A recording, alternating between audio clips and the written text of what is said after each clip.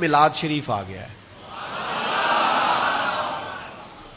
میری آپ سے گزارش ہے ضرور گھر گھر محفل کرائیں، لیکن محفل کو نہ کسی صورت بھی کمرشل نہ بنائیں.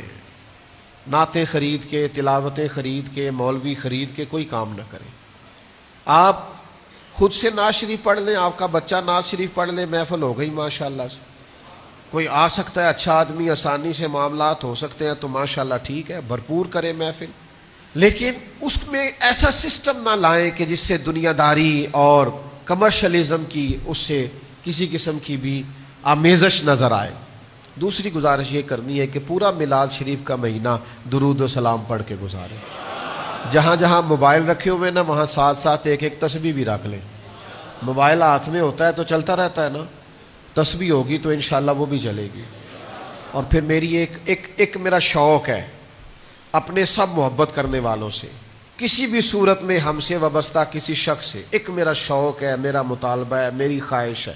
مجھے امید ہے کہ آپ وہ میری خواہش ضرور پوری کریں گے. میرا دل کرتا ہے آپ سارے ایک ایک نعت یاد کر لیں حضور کی صلی اللہ تعالی کر لیں گے. سور میری بھی کوئی نہیں، لیکن نعتیں مجھے بڑی آتی ہیں اللہ کے فضل سے. آپ اسی طرح پڑھ لیں جس طرح میں پڑھتا ہوں. واہ کیا جود و کرم ہے شہ بطحا تیرا، نہیں سنتا ہی نہیں مانگنے والا تیرا.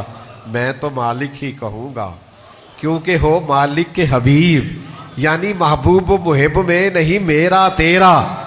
تو میرا خیال ہے کہ اس طرح کلام پڑھنا کوئی مشکل تو نہیں. تو سارا دن آپ یکم ربیع الاول سے لے کر 30 تک سارا دن پڑھے نا گھر میں نعت آپ پڑھیں، انشاءاللہ بچوں کو بھی یاد ہو جائے گی. اس لیے پیار سے کہہ رہا ہوں کر لیں گے انشاءاللہ تعالیٰ یاد، یہ ضرور کریں.